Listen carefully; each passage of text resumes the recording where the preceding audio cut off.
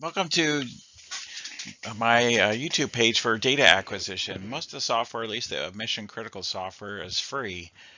And you have to have confidence in yourself and you can succeed. And if you don't like the pace of how I'm going on here, maybe I'm too slow, too fast, put in so much superfluous fluff, you can go to my webpage. It's ANSI-C.com. You'll see this on later slides. Um, So hopefully you'll enjoy what I have, and if you don't like what I'm doing, or if you want me to expand upon something, want me to omit something, please put comments below. Here what I show you just a very simple sketch of data acquisition. The computer applies a stimulus, it's just an electronic signal, to a device under test. The DUT has some sort of response, and the response is collected by the computer. This is very simple sketch that describes what I call data acquisition. The important part of what I want to show you is actually the C++ to hardware interface and software. That's actually one of the most difficult parts of a data acquisition. Once you have that done, you've actually conquered like the biggest part of the battle. There's other things inside, like a signal generator. That could just be like a voltage generator, pressure generator, a current source. And the DUT here just means device under test. That's what you want to actually test. Then the signal comes back to an analog to digital converter. That could be just like a digital multimeter.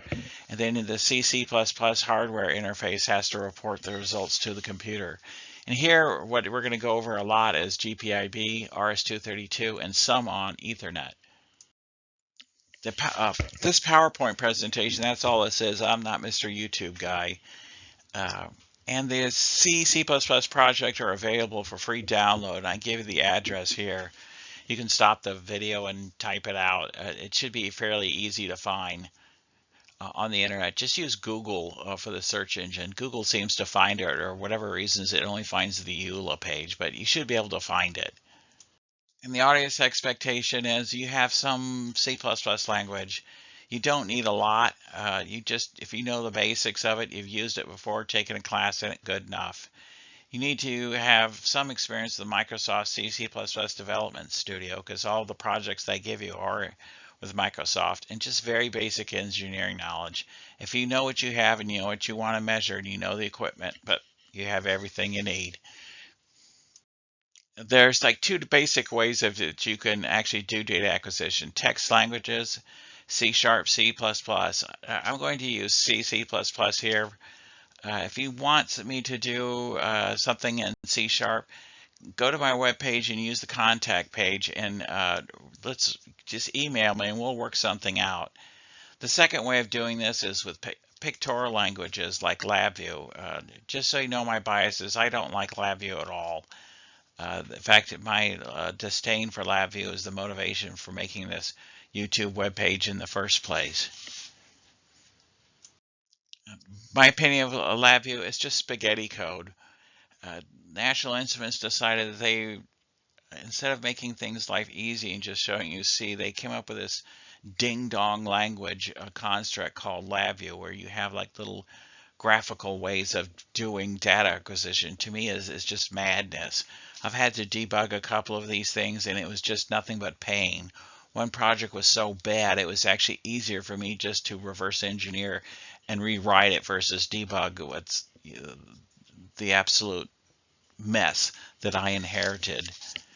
So I don't like LabView. I hope you don't not turned off by my negativity, but I just plain old do not like LabView. Here I'll just go over briefly the list of software that you need in Microsoft Development Studio later than 2010. National Instruments IO Trace, National Instruments NI488, and the software that I provide. Just go to my webpage. I give you the address here. It's like CPP controller code. We'll go over a little bit later on in the video what this actually represents. But as far as the description, the Development Studio is just what you use for C. National Instruments IO Trace, I'm going to go over that quite a bit later. It's basically used for debugging some of your hardware setups. National Instruments NI488 is very useful if you're not using National Instruments code, but if you, or excuse me, equipment, but you're using something like Agilent's USB to GPIB. And don't worry, we will discuss RS-45, RS-232, and Ethernet. Just not here yet. You have to go to Microsoft's webpage to download the Visual Studio. You don't need the fancy stuff. Don't buy the fancy stuff. Just whatever the low end should work for this. Most of the fancy stuff is like when they want to do database applications, or like sometimes people have very complex ordering software, like something like Amazon would use. You don't need any of that. Just go find the most basic one. And you have to abide by whatever the terms specified by Microsoft. I obviously don't own the Microsoft Development Studio. And I make jokes about Bill Gates, but in reality, I actually like Microsoft tools. I've never had reason to complain about them. It's basically good stuff. The NI-488 download, yeah, it's an extra step or two, but this is valuable in case you don't use National Instruments GPIB devices. You'll need it. The one thing is vexing about whenever you do like hardware, software to hardware interfaces, you always have to restart several times before things work properly. So just be prepared for that. NIIO Trace, this is actually very useful software. I love National Instruments low-level software. Just don't like LabView. You will use this later on to do some troubleshooting. Yes, it is worth your while to download this. You'll see in a bit that I'm going to use this in the YouTube video. You have to abide by whatever the terms specified by National Instruments. Usually they're fairly lenient, especially if you have their equipment. They don't care if, at least in my experiences, they don't care whether or not you download and use their software. They want you to buy their equipment. The C controller code project, I have like the web page address there. Last time I looked at the web page, it's just a button that you click and you just download some zipped files. And what I suggest is I don't know how you have your computer set up, but just go to some known location and unzip the projects. I just put some there like LabView replacement, and you can put whatever you want to. It'll work just about anywhere. You have to unzip the project. The C++ project is the most important thing that I want you to work on, at least for now. If you have all that other software installed, you're ready to go. If you unzip the project, you should see something like this, and there's a .sln file, the icon that I would like you to double click on.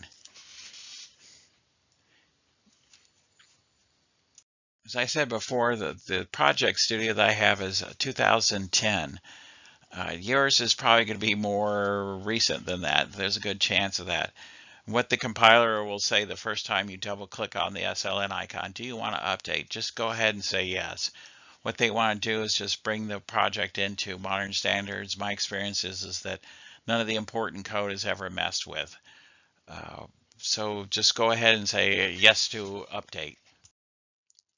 And let's just take some time, if you've never used Microsoft Studios, and the glory of the green arrow.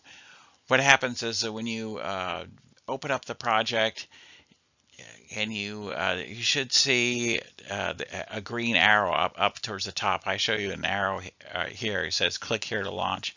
What that does is two things at once. It builds your software solution and launches it. This is, if you've just begun your journey into C, this is all you realistically need here. There's a little window that always opens up down below that gives you some results from the builder and the debugger. But I'm not going to discuss that here. If you've used Microsoft Development Studios, then you're in good shape. If now you just need to know to press the green button. And if everything works properly, you should see they look like a pop-up windows, but they're not. They're actually just text files that they convey results. Sometimes they'll have content in them, sometimes not. Just what you do is you go to the upper right-hand corner to click to dismiss. I put a EULA inside there. It's basically a don't sue me or screw me. I'm not a lawyer. I just don't want to be sued. So just go on the upper right hand side and click to dismiss these text files. For right now, they're not terribly important. What is important is that the program actually compiled and executed. If you've downloaded all the software that I suggested that you do and you compiled and executed, you are, you're basically ready to go. You don't need LabView. You still have some work to do, and there's actually 2 other videos that I want to present on YouTube that you need to really be in good shape in terms of doing test engineering work. But this stuff is actually the hardest part of like data acquisitions with either C# or C++ is actually what I just showed you here. If you have this, then you're basically ready to go. And I just want to take a little bit here to describe a controller versus equipment. A controller is something like an RS-232, Ethernet, or GPIB. The equipment is what you actually use to your measurements. There are 2 different things. Like for example, like an RS-232, you have to buy a USB to R232 converter. You can buy those online. They're fairly cheap. Or a GPIB device. Ethernet just means like an Ethernet cable. We'll go into all this a little bit more. But these are the definitions. There may be better ones, but this is the ones that I will use for the remainder of my presentations. And here's like a just a sketch.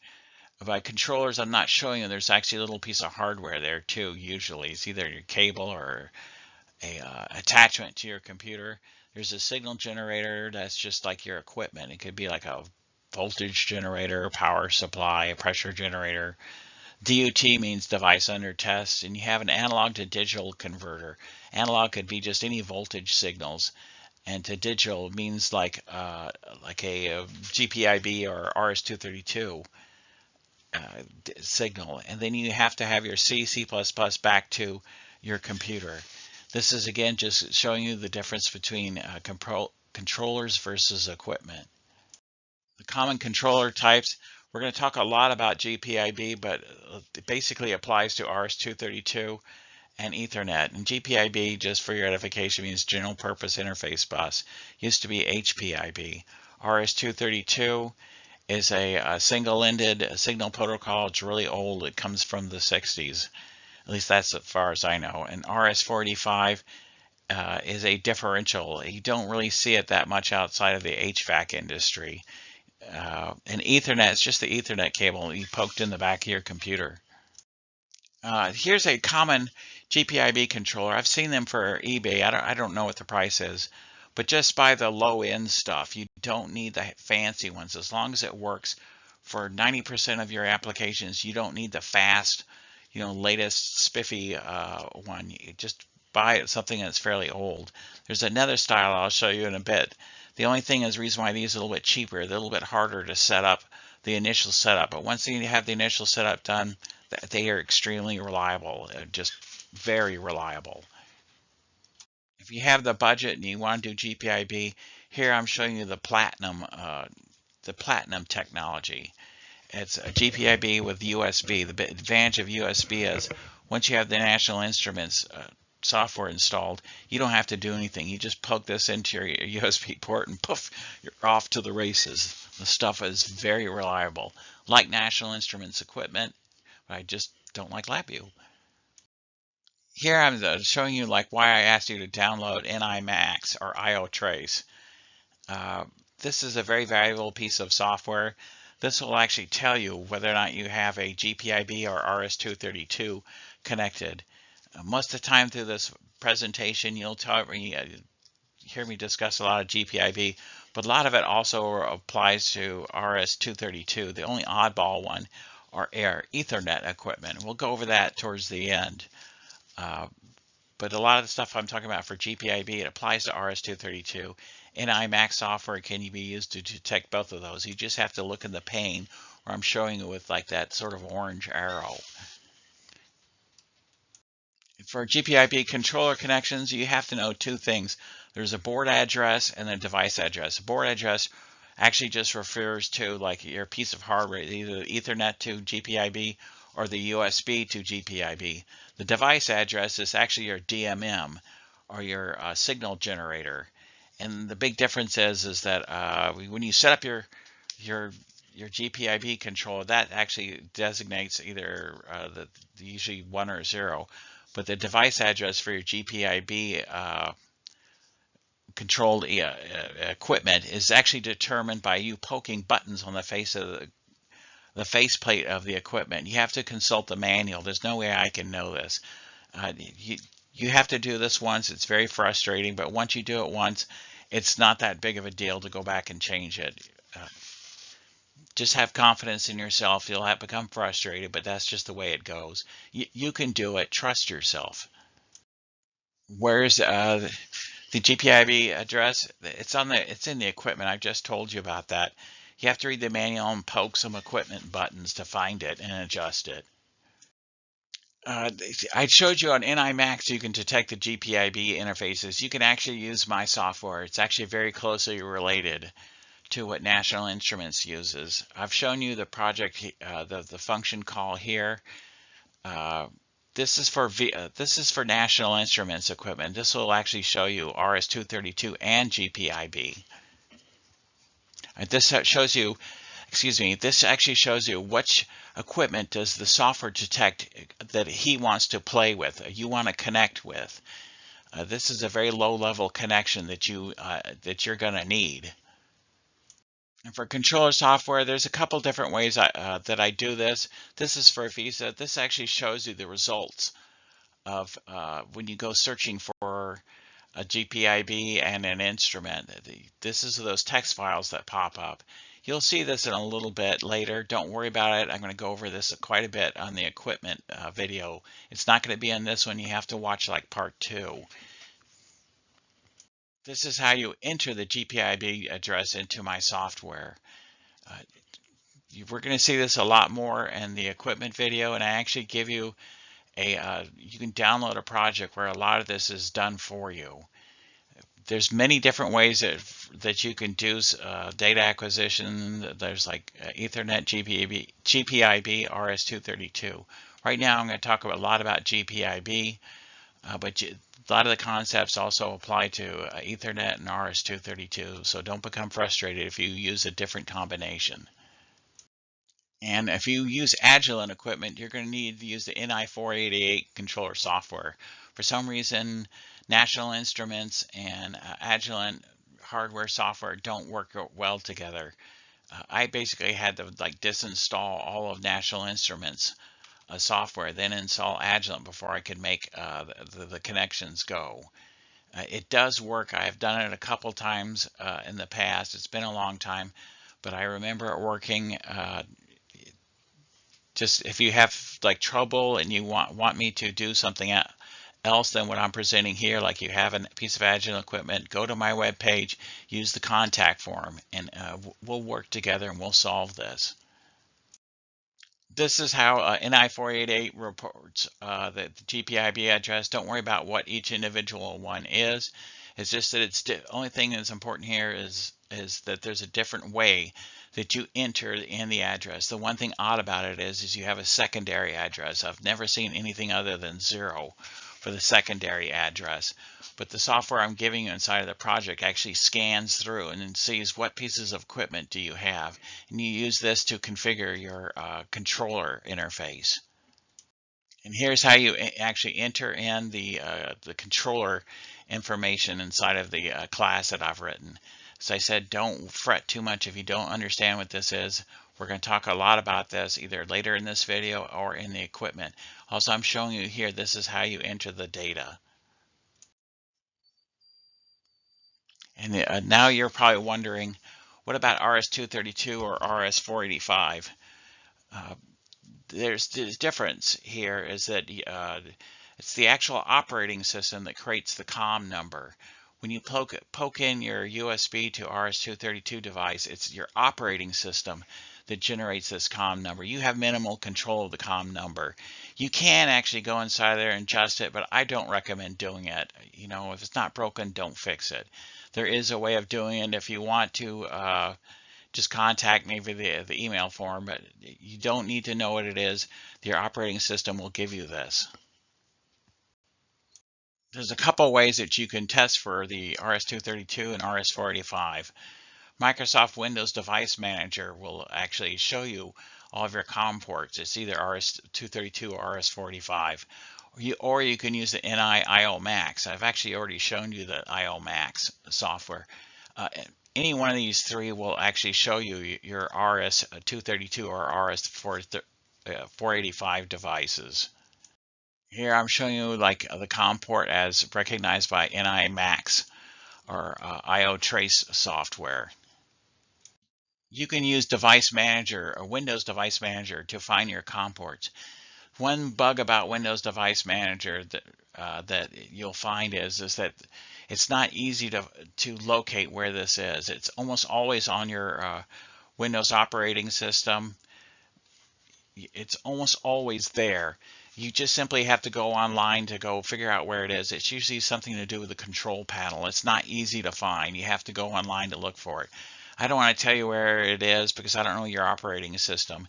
You have to search on the internet. It's there. It's once you find it for your particular operating system, it's always there. It's just not easy to find. And there's two different ways that I have given you to use RS-232. It was I call a Visa version. It's National Instruments, and there's a Microsoft one. The difference is some of the very low-level drivers come from National Instruments. In one case, the other one it's like low-level drivers coming in from Microsoft. Both of these will work. What this is like a device discovery function. You execute it and it'll show you which COM ports are there. Here I'm showing you like what are the results for the COM ports. You'll have to play with this. We'll discuss it a little bit later. I just want you to know that it's there and approximately what it does for right now. This shows you how you use that. Actually use, like if you want to use COM number 10, this is how you actually use this function. Don't worry about it. You're going to see it more on the equipment tutorial. It's coming up afterwards. And as a general note, you can go inside the comments. I mean, I wrote this stuff myself. Sometimes you can tell I'm very frustrated when I write nastiness inside of there.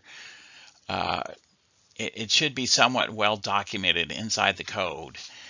And here I give you an example, and later on I will show you like a full-fledged in the equipment tutorial. I'll show you how to use this with GPIB, but the concepts are very close for RS-232.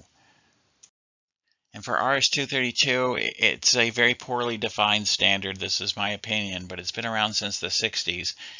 And the more you dig in it, the more badly, like how badly defined it is, how broad. To give you an idea, there's actually two different connector types, like physical stuff you can touch, connector types that you can use. And some of the older pieces of equipment actually use like different, like instead of 9 pins, they'd use 27 pins or 25 pins or 37 pin connectors. And it's a mess. The important attributes are baud, flow control, parity, stop bits, message termination, timeout. Just go to the internet if you want more discussion on it. To me, these are just numbers that you have to set in order to make the equipment go. And when you have your particular piece of equipment, you have to consult the owner's manual. They're the ones who set the stuff that you have to use. And usually you have to physically poke buttons on your equipment. Sometimes the settings that you need to use are actually in the manual and not in the equipment. You can tell the difference between the two is if they don't have an LCD screen on your equipment, like a little thing that'll display alphanumeric data, you have to go to the manual. But this is done by the equipment manufacturer. You can't do that. You can't figure it out easily by yourself.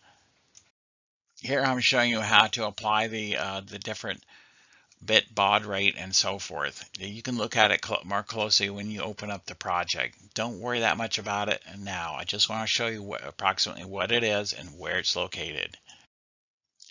And I gave you like a Windows RS-232 controller because for whatever reason, some people don't want to have anything to do with National Instruments, and they don't want to download the National Instruments software.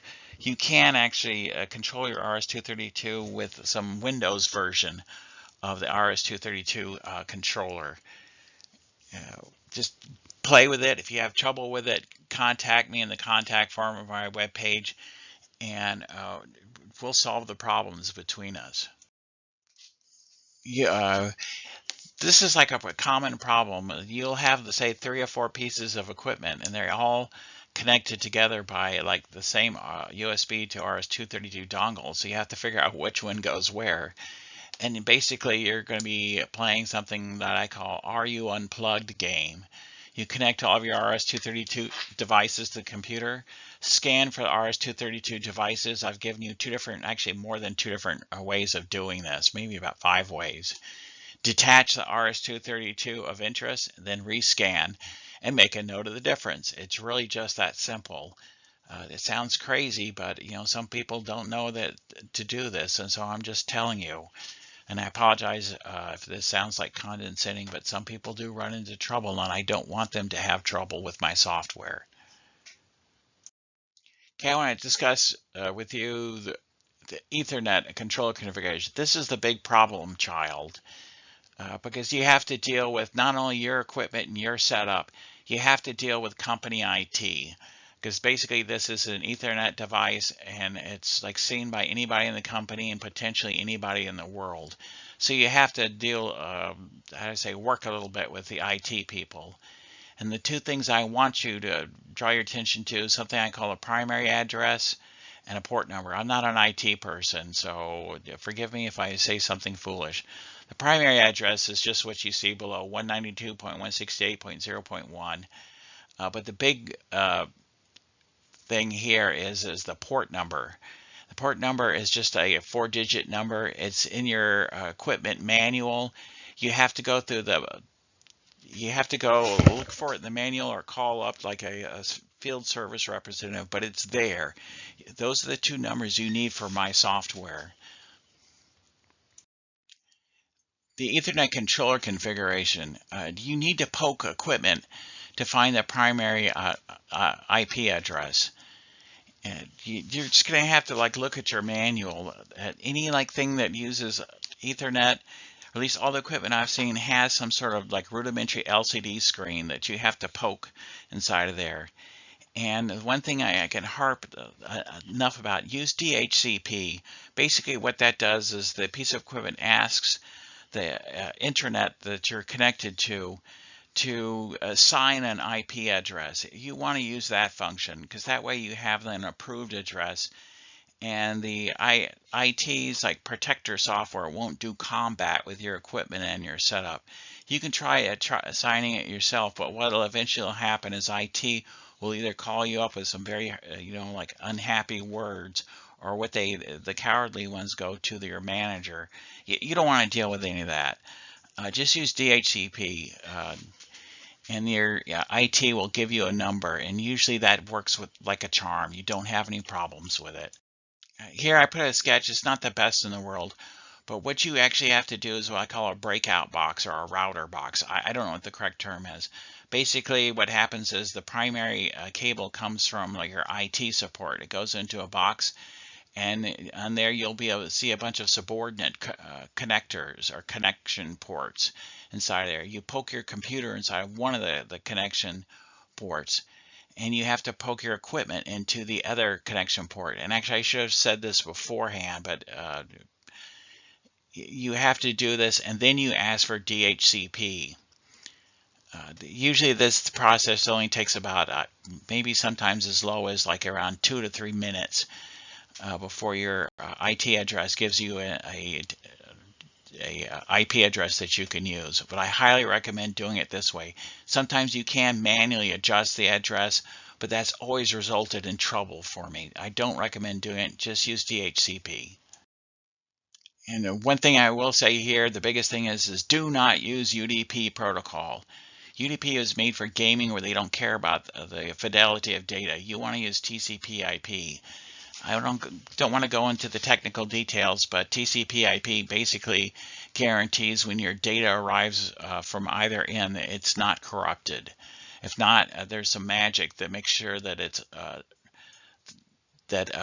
your data always arrives uncorrupted. Otherwise, it just doesn't arrive at all. I use TCP/IP, or sometimes called TCP. I'm not Mr. IT guy. This is the one area where you absolutely have to do things in order. I haven't found a way around this. But once you see it, it usually is like a little tame kitty cat. It doesn't give you like trouble or grief. The first thing you do is suggest you have to enter in the IP address, the primary IP address, and then you have to designate TCP protocol, and then you have to use the port number I was telling you about, and then you create the Ethernet conduit. There's two other options that you have to set. Receive latency and transmit latency. What that is that when you want to transmit, sometimes the Ethernet says, nope, not ready yet, and you have to wait. And why you set this is that if you don't want to, like, wait forever. So what you do is you set it to maybe like 1,000 milliseconds, which is a second. And if it hasn't transmitted in a second, you throw an error.